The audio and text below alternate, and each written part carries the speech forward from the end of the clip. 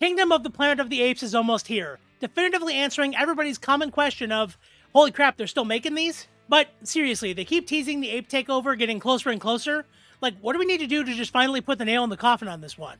Do we need one of the apes to run for Senate or something? In any event, with the shit getting closer and closer to the proverbial fan, I thought it'd be a good idea to go back and look at all the other Something of the Planet of the Apes movies to recap the entire story for you guys. And that way, if the takeover does happen this time, you're well prepared. By the way, I'm going to leave chapters down below, so if you just want to go ahead and skip to the newest movies, you are welcome to do that. Of course, you are going to be leaving me. Either way, we start all the way back in the beginning at 1968 with Planet of the Apes. So, two red shirts and Charlton Heston are traveling through space in suspended animation.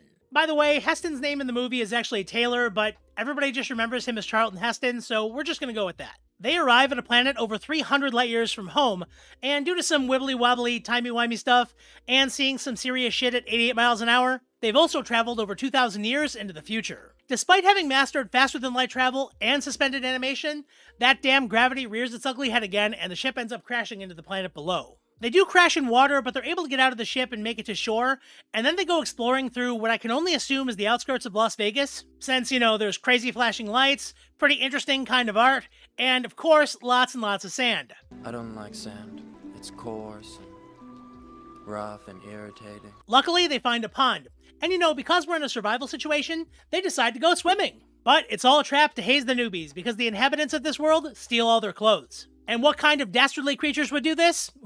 Humans, of course. Now, obviously our astronauts are a bit confused by this, but one of the native women does catch the eye of Charlton Heston. And since this is the 1960s and her people are half naked, and she's also unable to speak and probably a few bagels short of a baker's dozen on the intelligence scale, she's pretty much his dream woman. Anyway, we have to pause Fast Times at Ridgemont High here, because all the humans suddenly scatter as they're being chased by apes on horseback. All the apes are rounding up humans, and in the process of trying to escape, one of the two red shirts is killed, and unfortunately Heston is shot in the neck, making him unable to speak. Just like all the native humans on this world. By the way, I'm no surgeon, but what kind of magical odds does the plot have here, where the bullet somehow let him live, and ultimately recover, but in the meantime he's unable to speak? Is this like a common thing? But anyway, he tries to convince the apes that he's not one of the native humans, but they still capture him and throw him in a cage with the girl from before. So for him, overall, things aren't too bad. And after a quick ride, we are now in Ape City, and we get just a next day after Chipotle level dump of exposition. On this world, apes are intelligent, and they can talk, and they also have a class system. Orangutans are politicians and religious leaders, gorillas are all cops and soldiers, and chimpanzees are pretty much the only ones who are not hilariously racist towards humans, aka scientists. Most apes just think humans are basically vermin, and either just hunt them down, use them as slaves, or use them for scientific experiments. Two chimpanzees, Zira and her husband Cornelius, believe humans can actually be smart, and Heston tries to prove this by making a paper airplane. Which, that's great, but does it really say much about your intelligence? And it's worth noting that even though these two were the most optimistic towards humans, as scientists, they still did some pretty unspeakable things to humans in the name of learning their anatomy. So it's a good thing Charlton is handsome and good with paper airplanes, or they'd probably turn him into a pile of silly string. It's all for the greater good, dear. The greater good. So overall, things are pretty much looking up, but the chief orangutan, Dr. Zayas, thinks Heston's been eyeing up that girl he was put with, who, by the way, Heston named Nova. But anyway, he's worried about there being too much hanky-panky, so he orders Heston to be castrated. And, as horrifying as this is, part of me really hopes there's a Planet of the Apes, Price is Right, and then at the end, whoever the host is comes on and just says, please remember to go spay or neuter your humans. Anyway, needless to say, one of the more masculine movie stars of the 60s is not having this. He escapes only to find the red shirt who got killed from before stuffed in a museum. He is ultimately recaptured, but suddenly his throat makes an amazing comeback, and he's able to scream at the apes, take your paws off me, you damn dirty apes. Which finally reveals to all the apes that he is not just a normal human. By the way, just throwing it out there, would it have been better to say something else? Maybe something like, I for one find these conditions appalling. But Zayas is determined to get to the bottom of where Heston came from, so he holds a hearing to try and figure it out. We find out that the other red shirt that was not killed ended up being lobotomized, and Zayas threatens to do the exact same thing to Heston unless he tells him where it came from. He tells him that he's basically an alien from the past, and needless to say, this doesn't go over too well. So he, Nova, Cornelius, and Zira all escape to the Forbidden Zone. Basically just the desert right next to where his ship originally crashed. We get some more exposition here, and we learn that common knowledge is that apes have always been superior and the alpha species on the planet. And at the same time, humans have always been lesser. However, Cornelius has theories about there being an advanced human civilization before their own. But Dr. Zaius isn't having any of this and just keeps accusing him of heresy whenever he brings it up. They reach a cave, but just as they do, they're intercepted by Dr. Zaius and all of his troops. Heston takes Dr. Zaius hostage, and they go into the cave, only to find ruins of an advanced civilization. Now, of course, they find things like glasses and furniture, but the real all-star is that they find a humanoid doll that can talk. And now that we have this admittedly pretty light evidence, Zaius admits that he's known all along that there was an intelligent human civilization long ago. And he's pretty much been keeping it a secret this whole time because, well, screw those humans, right? He ends up letting Heston and Nova go, and he orders the cave to be permanently sealed off. And as if sealing that cave off wasn't enough of a dick move already, he also formally charges Zira and Cornelius with heresy. Heston and Nova ride off on a horse and eventually find the ruins of the Statue of Liberty, meaning that this entire world is the future of Earth. And all of this is really great, but there's two things that have always bugged me. So is this actually the same Earth that Charlton Heston came from, or is it a mirror one? They did travel through space, right? So did they make a giant U-turn, or did the planet, somehow follow them? And number two, if the Statue of Liberty was destroyed, why is it still right side up? Did it just fall, perfectly and just landed right side up like a bottle flip? Or did it fall over and then get rebuilt for some reason? I mean, we see it's in the sand, so maybe sea levels just rose and covered it up. Look, all I want is if we're going to see it destroyed, give me a lot of rubble to get this kind of reaction out of Heston. But with that, that brings us to movie 2, Beneath the Planet of the Apes. You know, the 70s were a pretty wild time. Rampant drug use, free love, the whole 9 yards. So naturally, when it came time to make a sequel, it became pretty clear pretty quickly that there really wasn't much of a plan to build on what they already have. So instead of continuing to build on the ape mythos, they decided the future of the ape franchise was radioactive mutants in a cult who worship a bomb like a god. Yes, I'm serious, just stay with me here. We open with Heston and Nova traveling through the desert. Apparently he got over the whole, his world ending thing pretty quick, but suddenly flames erupt from the ground and he just straight up disappears, leaving Nova all alone. We then cut to, yet again, another crashed spaceship from Earth, and this time we meet Brent. It turns out that Earth needed more NRA commercials, so they went ahead and sent a second ship to try and locate Heston. And wouldn't you know it, they also ended up in the future in almost the exact same year, and ended up crashing in almost the exact same spot as the first ship did. You know, when he has a second, Brent should go ahead and give the ape lottery a try, because the odds of this happening are mind-boggling. Anyway, he encounters Nova, and he sees her wearing Charlton's dog tags. He asks her where he met him, and she takes him to Ape City. And just like before, Brent ends up getting injured by a gorilla, and because he has plot armor approximately 10 inches thick, he ends up with Cornelius and Zira, and they go ahead and patch him up. And of course, that handy-dandy plot armor also protects him from being turned into silly string like any of the other humans would. After talking to them for a while, he learns about Heston's time with the two chimps, and we also learn that a gorilla general wants to conquer all the land outside of Ape City. Now, his goal there is to get more food for the apes, but the area is entirely desert. He makes this proposal and all the gorillas seem pretty on board, and I get that they're not the smartest of all the apes, but what exactly do they expect to find out there? Sandburgers?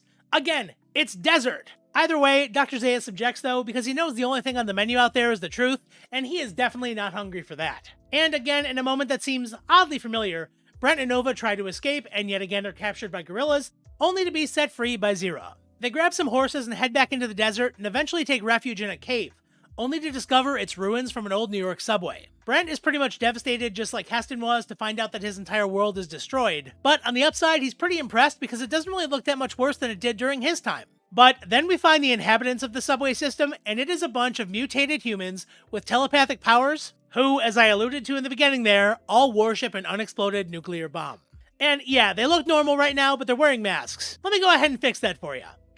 There we go. That's right, guys, it's Fright Night on Ape World. Their telepathic abilities allow them to project images and illusions into the minds of others. So anytime an ape or any other outsider gets too close, they go ahead and project that mental fire, and it actually keeps all the apes away. And while this is actually a pretty good idea overall, the gorillas from before are hellbent on going on their expedition, regardless of what Dr. Zaius says. And even though we do have some ape hippies who are protesting it, they set out anyways, and all the melties in the subway realize they're going to run into them pretty soon. Their clearly flawless plan is to just kind of let all the apes in, and then once they're all in there, just blow up the nuclear bomb. But we have a little bit of time until they arrive, so they go ahead and lock up Nova and Brent with Taylor. I'm sorry, Charlton Heston. You know what's funny about this? It's really obvious they cast somebody to try and look like Charlton Heston because he wasn't coming back for the whole movie. When you see him side by side like this, you can really tell their goal was just to find the closest lookalike they could. Now, the Melties really want this plan to blow up the bomb to go through, so they go ahead and use their telepathic powers to make Brent and Heston fight to the death.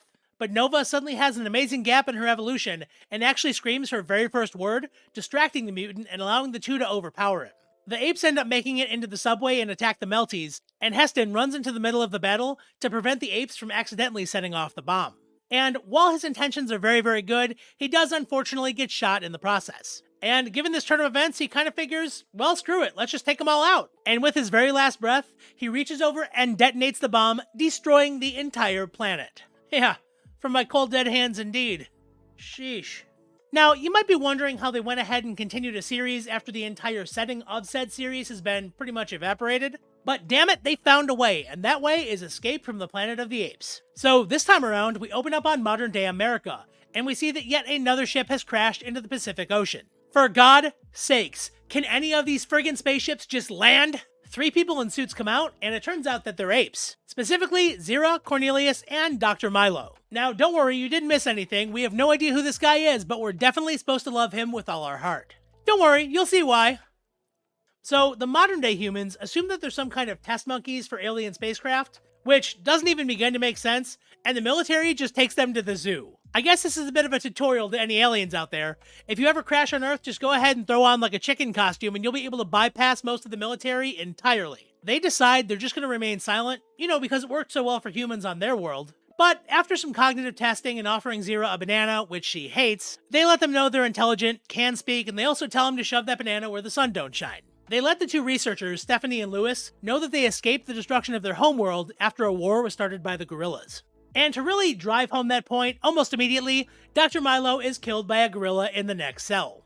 Jesus, way to perpetuate a stereotype movie. Also, just wondering, was Dr. Milo wearing any red by chance? It may explain some things. Never mind. Anyway, the government wants to interview Zira and Cornelius to actually verify that they are intelligent. And even though this is interesting because it's a bit of a callback to the first movie, we get this scene of Lewis and then the board just dancing around each other with questions for actual minutes. For God's sakes, just have them talk about detailed anatomy for like 30 seconds and I think we're going to have this covered. The 2 of them talk about what happened on their homeworld, and they mention that they're married, and of course the representative from the church has an issue with this. But since the impending doom of Earth is way in the future, and these 2 don't really seem like much of a threat, they're allowed to basically just integrate into society, and they get moved from the zoo into a hotel.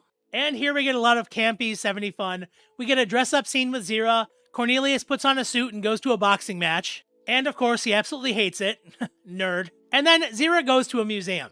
Again, in another bit of a twist from the first movie, she sees a stuffed gorilla and the shock of it makes her faint. But when she comes to, she reveals that she's actually pregnant, and that's the reason why she passed out. Once she's back safe and sound at the hotel, she gets a visit from one of the White House scientists. And of course, since it's the 70s, he gladly offers her a tall glass of wine to help out with those stresses of being pregnant. He gets her tipsy and then asks her a bunch of questions and records her on just the most ridiculous spy recorder I've ever seen, hidden inside of a cigarette case. See, this guy doesn't buy the whole innocent act, and he noticed that her story changed a little bit from the original hearing to now, and he never really thinks for a moment that could be due to the alcohol. So he takes all the evidence to the president to try and figure out what's really going on. So by this point, the 2 of them have kind of become like local celebrities, and the president knows if he has them like assassinated, it's going to be a PR nightmare. So instead, he just gives the okay for them to be interrogated. This time around, she reveals a little bit more about her known history, saying that a plague actually hit Earth and wiped out all the dogs and cats, and to make up for their loss, they ended up taking apes as their pets instead.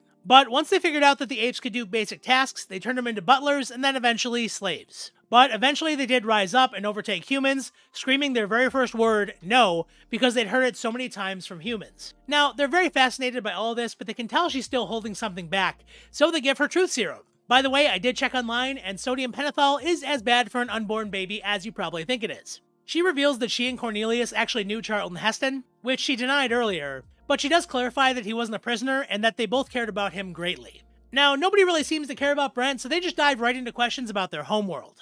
After a little bit of questioning, she gladly tells them that one of her hobbies back on her world was rearranging human organs and doing brain surgeries on patients while they were awake. And needless to say, the government officials are a little bit dismayed. Now, they do acknowledge that scientists in their time have done the same thing to animals, so they're not much of a threat to present-day humans, but they do decide that their baby could be the end of humanity. So they make the decision to have Zira's baby aborted and sterilize both her and Cornelius. Now, they do think this is the best plan by far to prevent the ape uprising in the future, but hey, just throwing it out there, what if we don't make them slaves in the first place? They end up getting put back in the zoo in a cage, And when a guard comes in to give them some drugged food to do the surgery, Cornelius feels like something's off and he goes ahead and knocks the guard out and the two escape.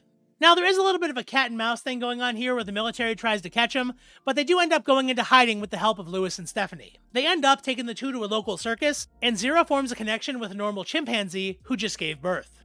And almost right on cue, she goes into labor as well, despite not showing whatsoever this entire time, and gives birth to a baby named Milo. Now, ever since they broke out, the military now has a shoot-to-kill order for all three of the apes. So they go ahead and hide on a ship, where hopefully they can lie low long-term. They end up getting found out though, and the government absolutely swarms that ship.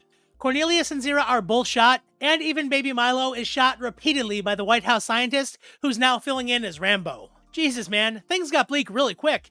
Whatever happened to the shopping montage? But we do get a bit of a pick-me-up when it's revealed that Zira actually switched her baby Milo with the baby the other chimpanzee had. Zira knew that she and Cornelius would be hunted pretty much forever, and likely would get killed, and she didn't want the same thing to happen to her baby. So she figured that chimpanzee's baby can get killed instead. No problem.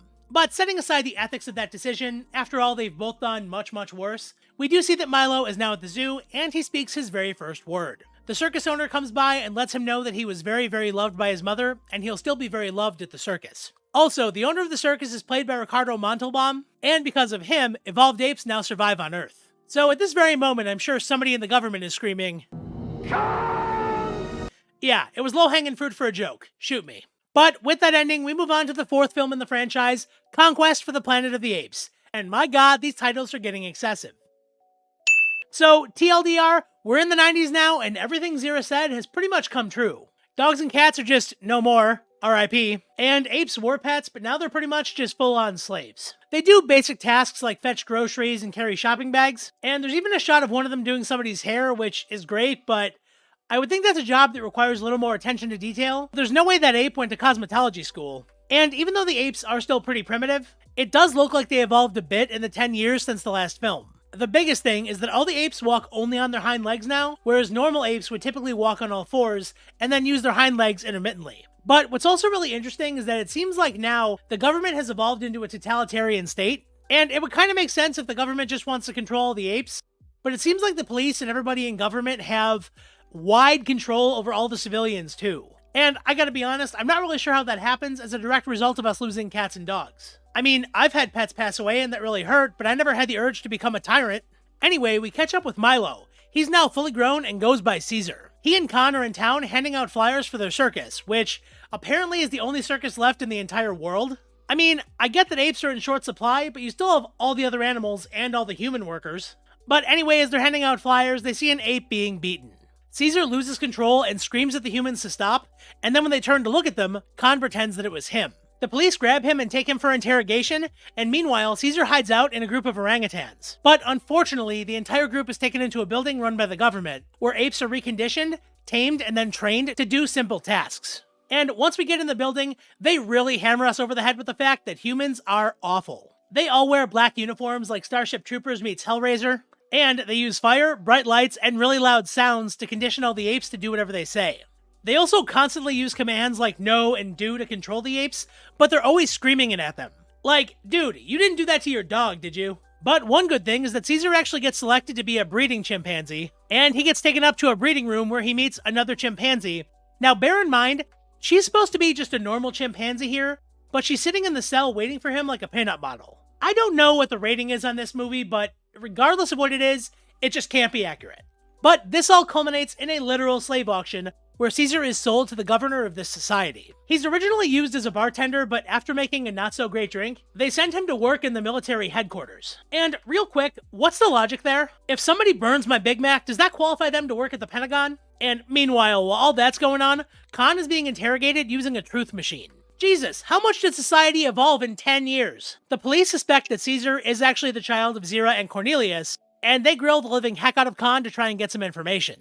But realizing that he's unable to lie and still wanting to protect Caesar, he opts to take his own life and jumps out a nearby window, falling to his demise. The police issue a warrant for Caesar, and when Caesar hears about Khan, he decides no more Mr. Nice Ape. He starts encouraging apes to rebel, and has them bring weapons like knives and swords to a hideout. He also gets the shopping apes to add items to their list that they can use. So he'll see a list of milk and eggs and add on bullets and grenades. And I get that Caesar has the potential for intelligence, but where did he learn how to stage an uprising? I mean, he was born and raised in the circus. Clearly he has some education, but not this. Maybe the bearded lady and the fire-eating man taught anarchy classes? Or maybe Che Guevara just really loved the circus. Either way, the sudden influx of shopping lists requesting weapons doesn't raise any eyebrows, at least for the people in the movie. But eventually Caesar is discovered. He's captured, and the plan is to execute him with electrocution, but the governor's assistant, McDonald, actually depowers the machine, sparing his life. Throughout the movie, we've seen that he's not totally comfortable with how apes are treated, and he really sympathizes with Caesar,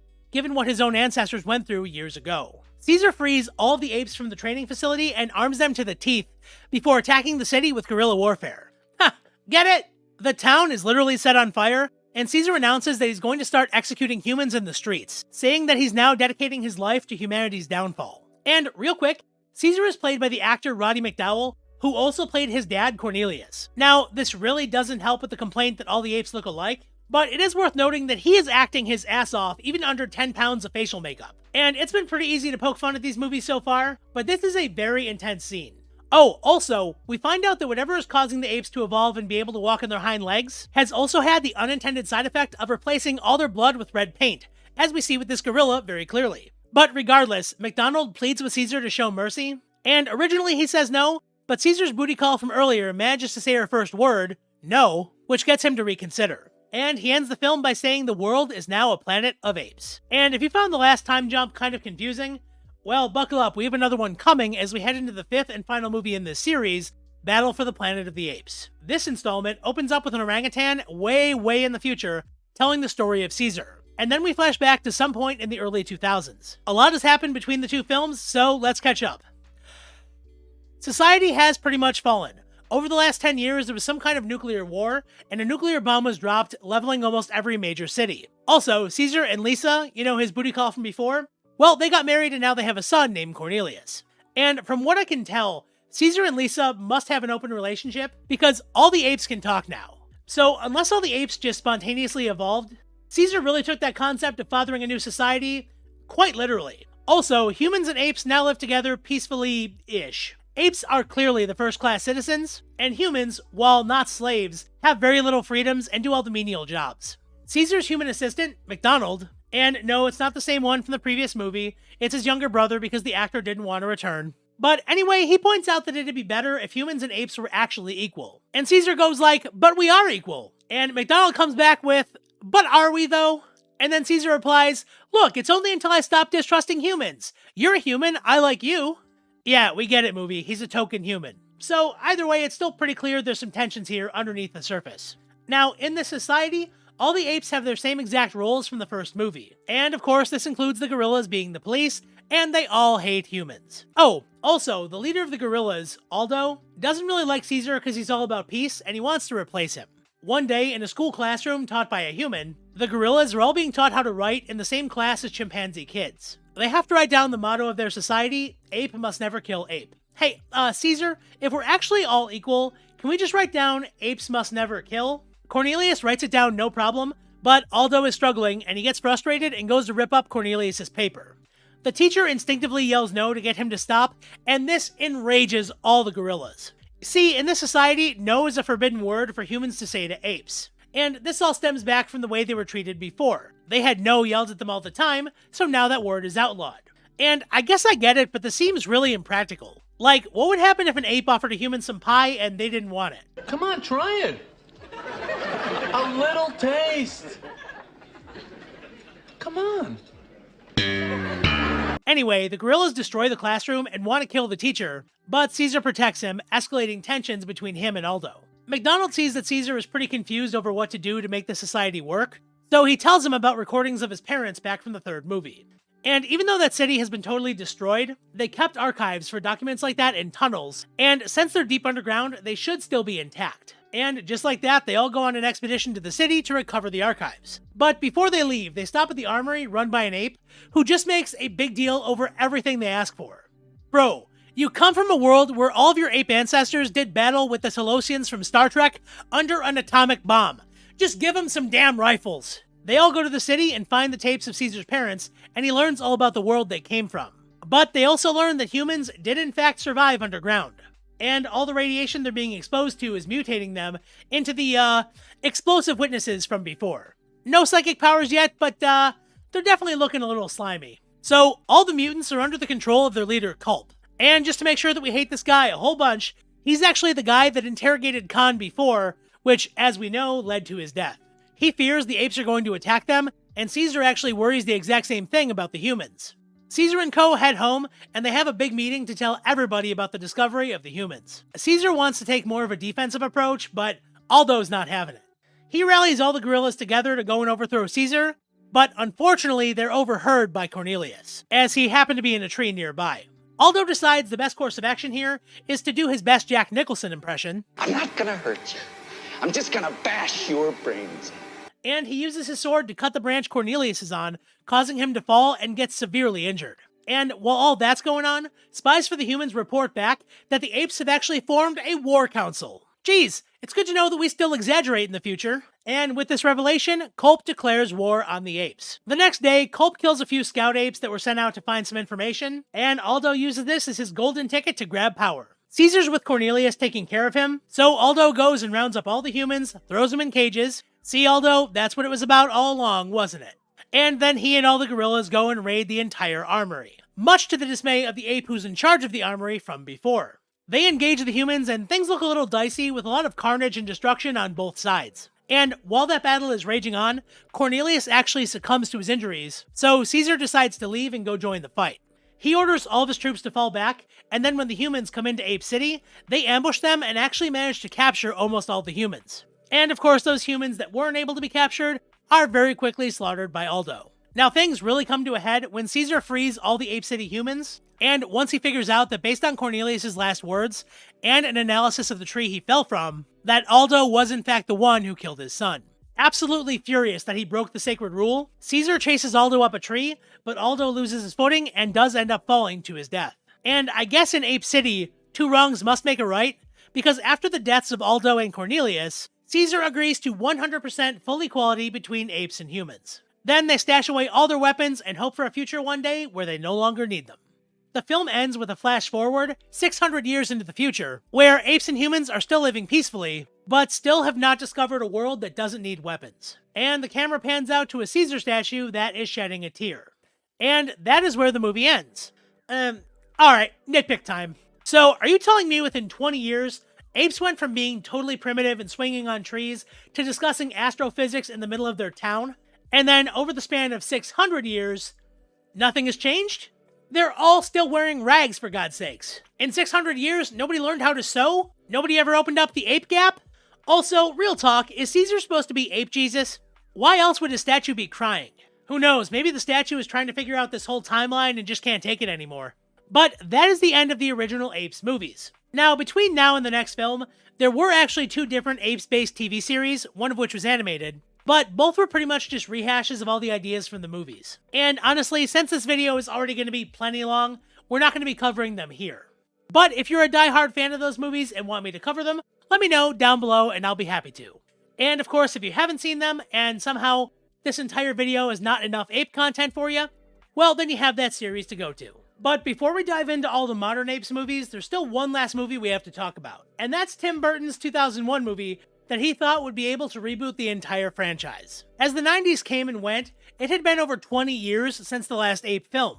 And a lot of different ideas were kicking around Hollywood of how to bring the franchise back. The project changed hands a ton of times before it finally ended up with Tim Burton, famous for movies like The Nightmare Before Christmas and the Batman Returns films.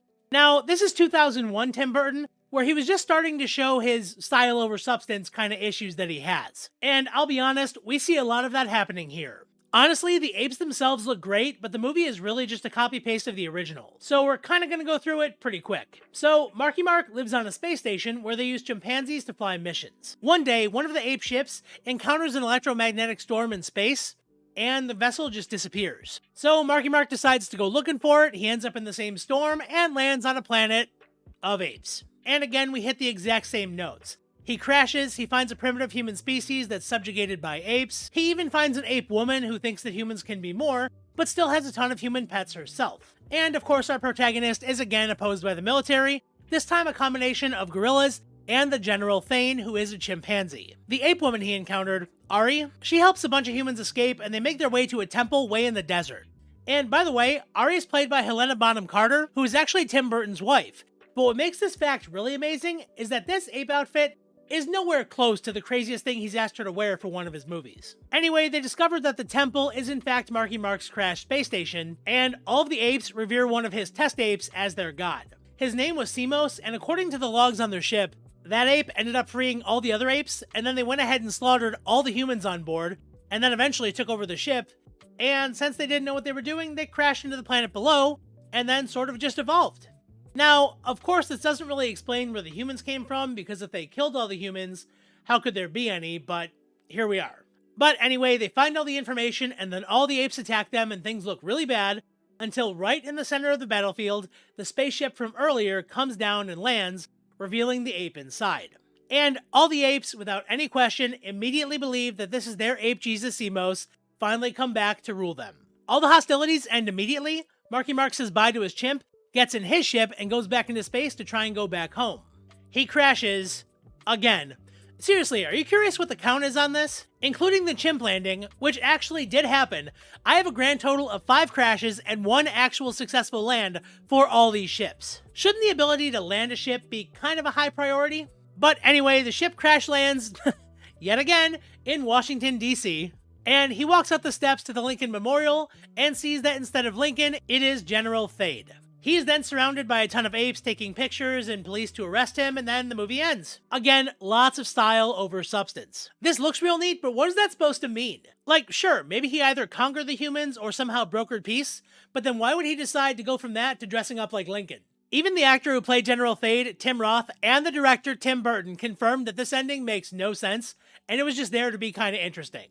And since Tim Burton said very publicly that he would rather jump out of a window, nicely paying homage to Planet of the Apes 4, by the way, rather than completing another Planet of the Apes film, I don't think we're ever going to get any clarification on what that was supposed to mean. And even though this movie would cause another gap in the franchise, the next film that came along would actually be a success, and that would be 10 years later with 2011's Rise of the Planet of the Apes. So, back in a mysterious time when James Franco wasn't viewed as problematic, his character, Will, is testing a pharmaceutical drug to try and cure Alzheimer's, and he is desperate to find a cure because his father was recently diagnosed and is beginning to deteriorate. He tests it, and they see remarkable gains in her intelligence right away. When it comes time to show her off and show off all of her results, the chimpanzee, who was named Bright Eyes, ends up going on a rampage and ends up having to be killed. And as a precaution, the entire project is terminated and all of the apes are euthanized. Not sure what the heck happened, Will goes and inspects Bright Eye's cage and sees that she just gave birth to a son.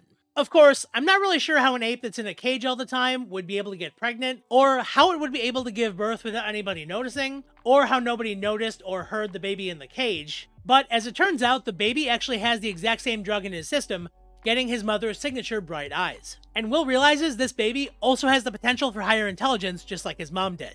Will ends up deciding to raise the baby himself and names it Caesar. Ha! That's quite the coincidence. Hey, y'all think this monkey's gonna start some shit? Oh, hey! He's played by Andy Serkis. He's probably good then. You can go, but just don't tell anyone, alright?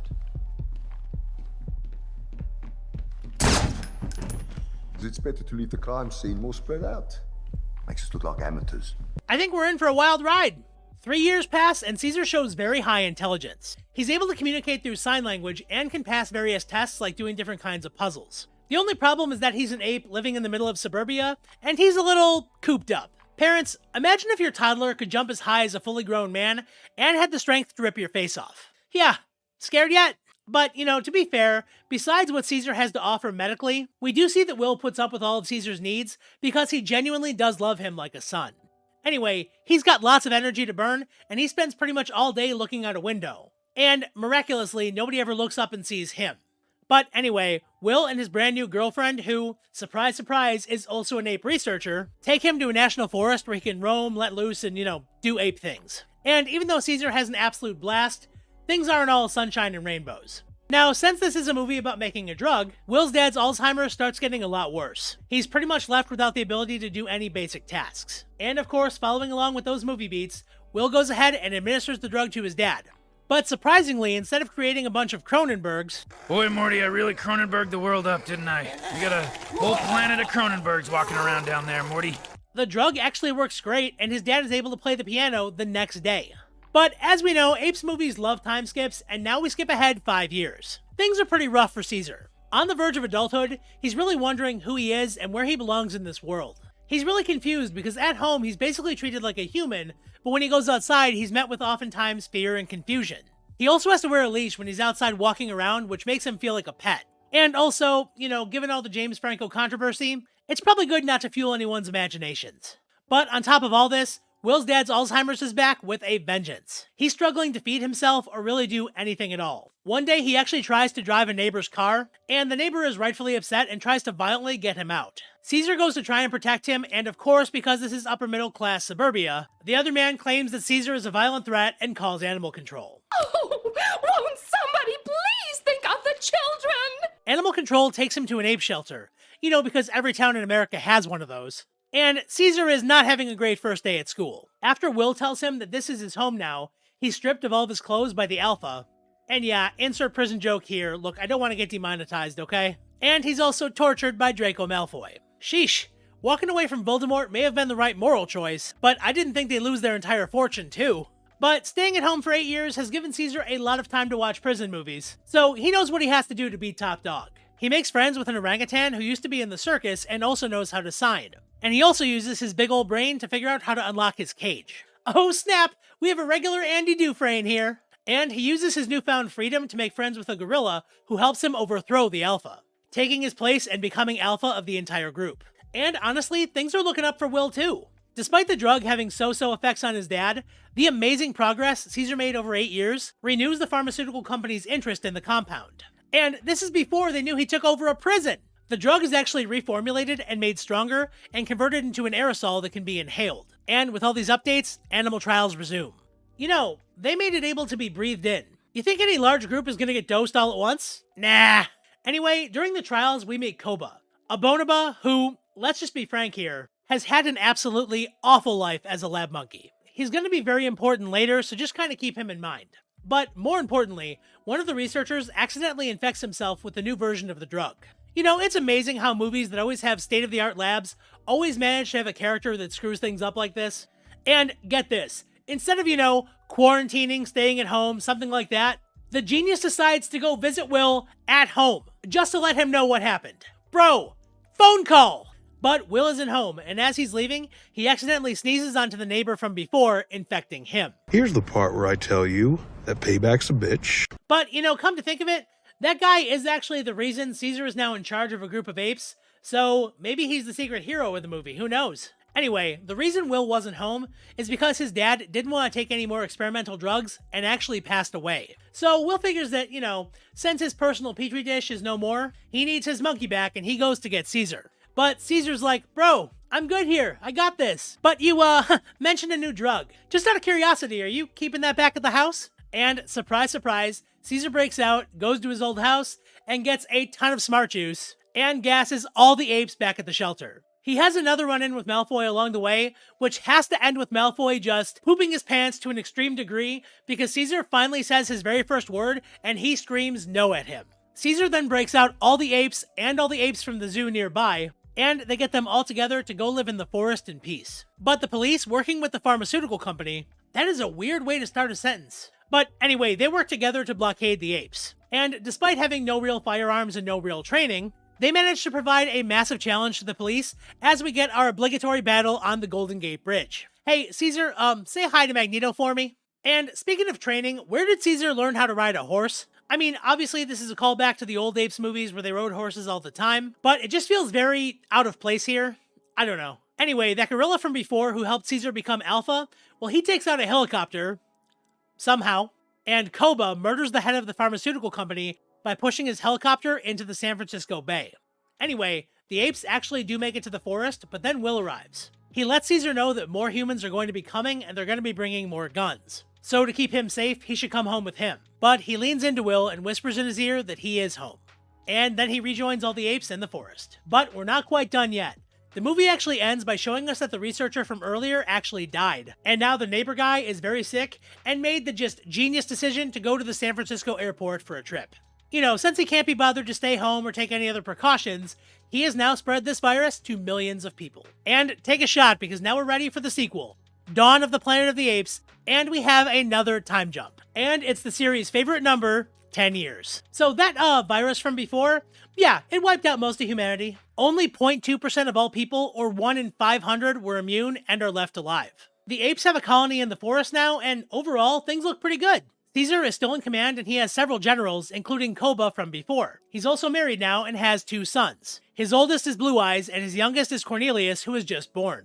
Also, way to give the name with the most significance to your second-born. That's really gotta make Blue Eyes feel like $1 million.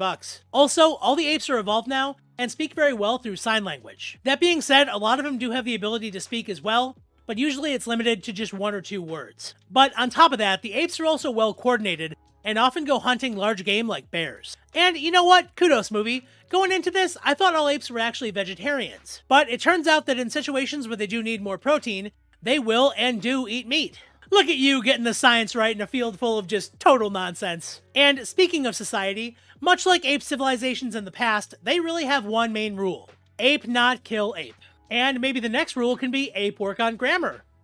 One day, Caesar is talking to his general about what they remember of humans, and they both say that they think humans are extinct because they haven't seen any in such a long time. But, spoiler, they're not. But the general is also worried about them becoming humans. The way he sees it, they're getting smarter and smarter, and they're hunting and killing animals now, so progressively they're getting closer and closer to being like humans. So he's kind of just wondering how long it's going to be until they start killing each other. And Caesar just kind of shrugs it off and says, "Bro, we're all apes, we're family, we're good." Then why did you need the only rule in your civilization to specifically be, don't kill each other? But either way, speak of the devil and he appears, and one day while scavenging, 2 apes come across a human. Now, the human is rightfully scared shitless over the whole bridge incident, and you know, the multiple homicides from 10 years back, and instead of running like anybody else would do, he decides to pull a gun and shoot one. Brilliant. And he also yells no a whole lot, and we all know how apes feel about that. The rest of the humans' party are met by the rest of the apes, and Caesar screams at them all to leave. Also, they all seem kind of shocked that the apes can talk, and that's kind of odd to me. Are you telling me that nobody interviewed Draco after all the apes, you know, led a military attack in San Francisco? Like, nobody put a camera in his face and he said, yeah, they can talk, they're evolving, we're in trouble. Also, in the process of this whole confrontation, Caesar yells the word no. Okay, so maybe it's their word kind of situation? Anyway, the leader of that small human group is actually John Connor, who must have traveled back in time to the wrong timeline. And if you understood that reference, I am very sorry you had to sit through Terminator Genesis. But the reason that they were in the woods is because their city is running out of power. And as it turns out, there's a hydroelectric dam in the woods. They return home and Caesar, at the suggestion of Koba, rides into the human town with all the apes to show a display of power. He tells them that as long as they leave the apes alone, there's not going to be any issue. And he's doing this while also showing off a new talent the apes discovered, drawing war paint. So now that the humans know that the only thing that's going to get them in trouble is not leaving the apes alone, what does John Connor do? He immediately goes back to the apes. Also, his character's name is Malcolm, so I guess I'll just use that from now on. He explains their entire situation, and actually, Caesar is pretty much on board, much to the dismay of Koba. The one absolute caveat, though, is that they'll have to surrender all their guns to be destroyed. And things go really well at first. Humans and apes bond a little bit and work together, and Caesar ends up bringing both of his sons to see the work. And he must be using some kind of psychic powers like the Melties to somehow know that his newborn baby Cornelius is going to be absolutely necessary to advance the plot. And wouldn't you know it, cute little baby Cornelius is just walking around and he accidentally finds a gun that the dumbass from before just couldn't let go of. And Caesar is pissed. He actually throws them out, but Malcolm's wife is able to actually help his wife because she has a very bad fever after giving birth to Cornelius. And with his wife now on the mend and much healthier, he agrees to let them finish their work. And here is pretty much where the film title changes into Assumptions and Coincidences of the Planet of the Apes. Now, the humans assume that the apes are going to attack them no matter what, so they start checking their weapons to make sure they can defend themselves. While at the same time, Koba assumes that because they discovered a gun, the humans must be coming for him, so he goes to spy on them. And of course, he sees them testing out their guns, seemingly confirming what his paranoia told him all along. Koba returns to tell Caesar about what he saw, right as the project is pretty much all done and everybody is right there. When Caesar plays down the situation, Koba just goes off about how humans tortured him, and he says that Caesar loves humans more than apes. And Caesar beats the living hell out of him, reestablishing his dominance. Hey, Caesar, town rule. Also, something I noticed, Malcolm tries to break them up, and even though he's unsuccessful, he says no 7 times. Dude, do you have a death wish? I mean, I know Terminator Genesis did really bad at the box office, but come on, there's things to live for out there. Koba ends up going back to the humans' town and sees them still testing weapons. Now, I'm no expert here, but how many bullets are they just wasting by continuing to fire these weapons after they know they work? Like, how many bullets do you need to fire off to make sure they actually are functional? Like, what, 3? Koba actually ends up killing both soldiers. See, that's what you get for being wasteful, and he steals a rifle. But back in Ape City, the dam is actually turned on and it works perfectly. The human town now has light and music starts to play from a nearby store. But then Koba's like, I hate that song. And he sets fire to the ape village and actually shoots Caesar. And it's amazing he had that much accuracy with a gun he just stole, but with gun in hand, he blames the entire thing on the humans and all the apes are like, yep, that makes sense. And with all this craziness and everybody thinking Cornelius is dead, Koba takes the opportunity to seize power for himself, and he gets all the apes together to attack the humans. Now, back in Humantown, their leader, Gary Oldman, yeah, he's told that the apes are actually advancing and they're gonna be there soon. And he's like, whatever, they're apes. They can't get into our town. Bro, they've already been there. They literally did. That's where he got the gun. And just like in sequel films before, the apes get in, access the armory, arm themselves to the teeth, and attack the town. Many humans are killed, but the ones that aren't are thrown in cages and locked up with all the apes who don't want to follow Koba. But meanwhile, back in the forest, Malcolm and friends actually find Caesar and he's alive. They take him into the evacuated part of town to get him patched up, and guess what? They pick a random house and just so happen to end up at Caesar's old house from before. So I looked it up and guess what? There are over 400,000 family dwellings in San Francisco. The odds of finding that particular house are probably as good as Caesar's odds of living. While resting, Caesar actually finds one of Will's camcorders, and while this is very, very heartwarming, how in the world is that camera battery still hanging on with charge after 10 years? And also, just to be safe, knowing who that camcorder belonged to, let's not look at any of the other videos on there, okay? Will sneaks back into town to get more medical supplies for Caesar, and he ends up running into Caesar's son. He tells him his dad is still alive, and he takes him to the house so they can all make a plan. And once Caesar is back to 100%, the plan is pretty much to just sneak back in, free all the loyal apes, and then just yell, get him! But meanwhile, back in Humanville, the humans who weren't captured or killed have all retreated to a tower in the middle of their town. Now that they have power again, the leader has been looking at photos of his family on his iPad, getting just good and pumped up to kill these apes by any means necessary. And just like the Melties, his plan is pretty much to just let all the apes break in, and then when they do, he's going to blow up the tower using C4. And in the meantime, while they have time, they'll try and contact the military for backup. Malcolm heads back into the tower and holds all of them up at gunpoint to try and allow Caesar some time to overthrow Koba. And with Caesar's flawless plan, all the apes are freed and battle ensues. And Caesar does actually manage to get the better of Koba even after all his injuries, but hey, you know, crazy's got a crazy, and Oldman blows up the entire tower with himself inside. After the explosion, Caesar is hanging off a ledge holding Koba, but he realizes that all of his vengeance has made him just too far gone, and Caesar lets him go, letting him fall to his death, saying that he's not an ape anymore. And geez, Caesar, that's awfully convenient if that's how the sacred law actually works. Thank Christ y'all haven't figured out DNA yet.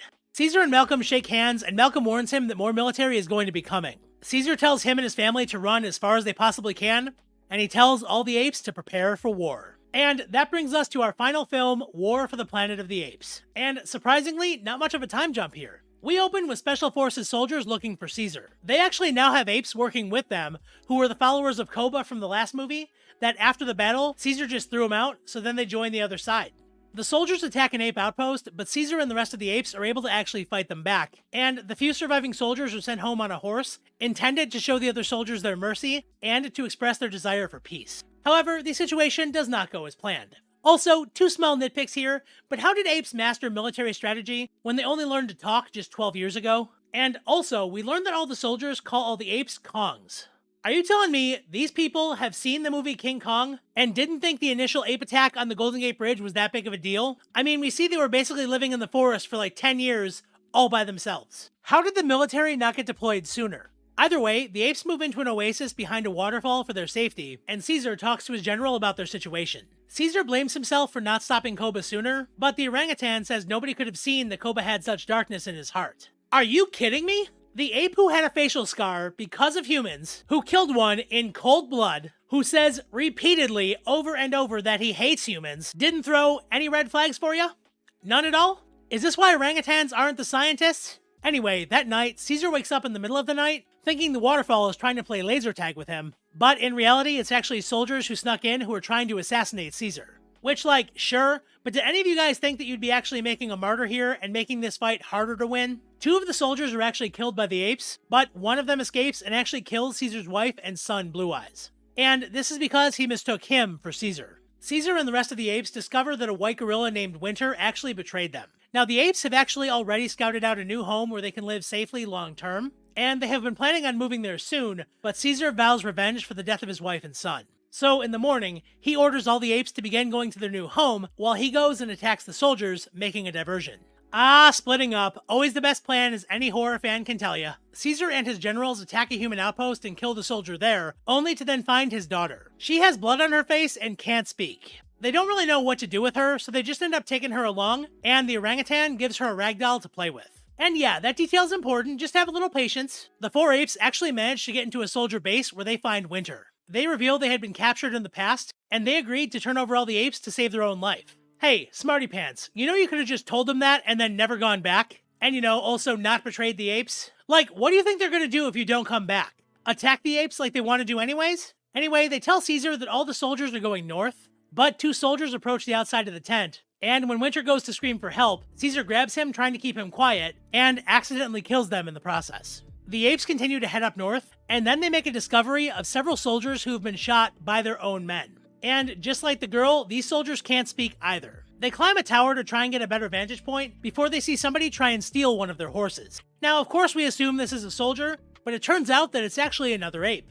Named Bad Ape because that's what people would yell at him all the time. Yes, movie, people suck, we get it. He was a zoo ape who became smart and then pretty much taught himself English. Now, I'm not entirely sure how this works because Caesar didn't gas the zoo, but hey, as Dr. Ian Malcolm would say, I'm simply saying that life, finds a way.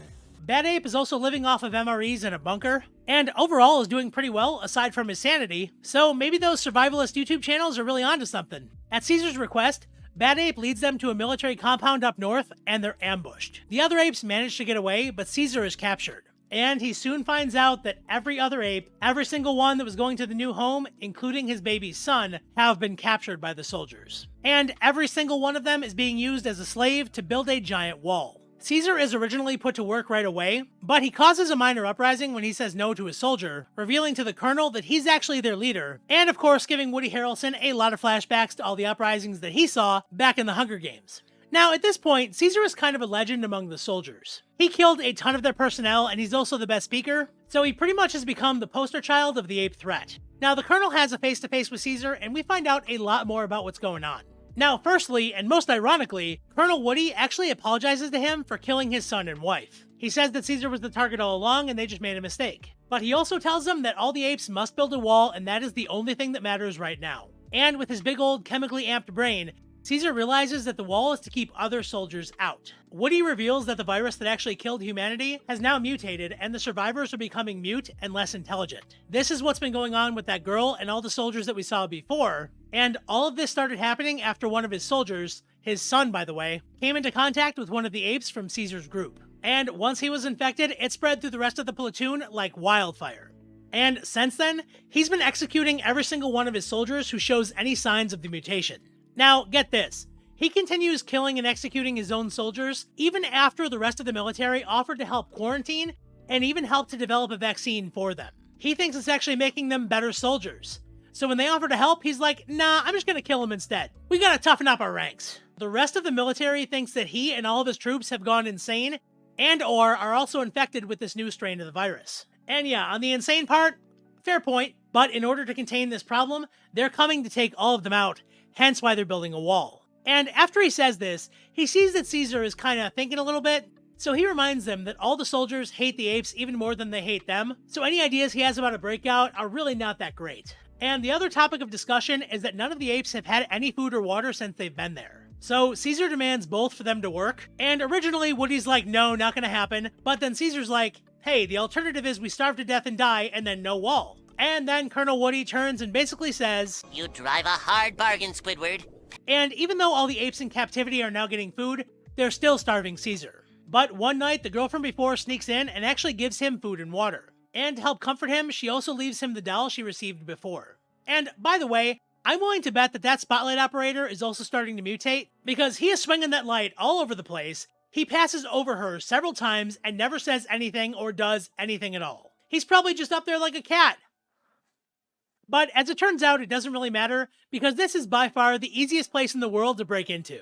One of the apes on the outside is watching everything going on inside, and they take a weird step and their foot sinks into the ground, revealing an underground tunnel, which honestly is just amazingly convenient. The next day, the Colonel sees the doll and confiscates it from Caesar before sending him to work, but at the same time, all the apes are now tunneling into the facility. And after a little bit of digging and counting some steps underground, they pop up in the yard and make a perfect escape route for all the apes. They all get out right as the rest of the military attacks. And honestly, that's really epic timing for a species that has no concept of what a clock is. The apes want to take Caesar with them to safety, but he says that he's filled with hate now, just like Koba, and he has to make sure he takes that general out. He goes into the Colonel's quarters and sees that his virus has now fully mutated, and he is entirely mute. And this is all thanks to coming into contact with that doll, who the little girl from before had infected after being with it for so long. He begs Caesar to kill him, but he won't, so Colonel Woody ends up taking his own life instead. Caesar grabs some grenades and runs out of the quarters to try and blow up a fuel tank, which will destroy most of the facility. And luckily, the virus and all the soldiers must start mutating right about now, because suddenly, out of the blue, they all get stormtrooper aim, and they can't hit Caesar no matter how many bullets they shoot at him. And on top of that, one of the apes who was a traitor now is very sorry for his actions, and he actually provides cover fire for Caesar to get to safety. And even though things are looking up, Caesar does end up getting shot in the side by a crossbow. But despite all the pain and despite bleeding, he does still manage to throw the grenade, take out the fuel tank, and destroy most of the facility and most of the soldiers. Now, this does unfortunately have the unintended consequence of causing an avalanche, but the apes, even the baby ones, all manage to get out of it by just climbing really high in trees and holding on very tight.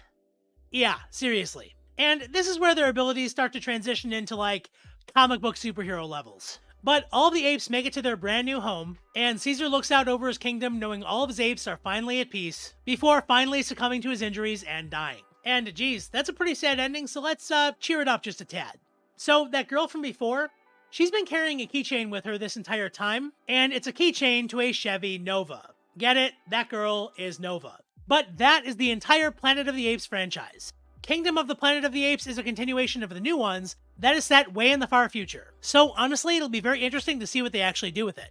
But that being said, guys, I hope you enjoyed the video, and if you did like it, please make sure that you absolutely smash that like button in the face. And guys, if you made it this far, you might as well subscribe. I promise you guys, I have lots and lots of new content coming. And until next time, I hope each and every one of you have a happy, epic, awesome, and amazing day, and I'll see you in the next recap. See you around. Have a good one. Bye-bye.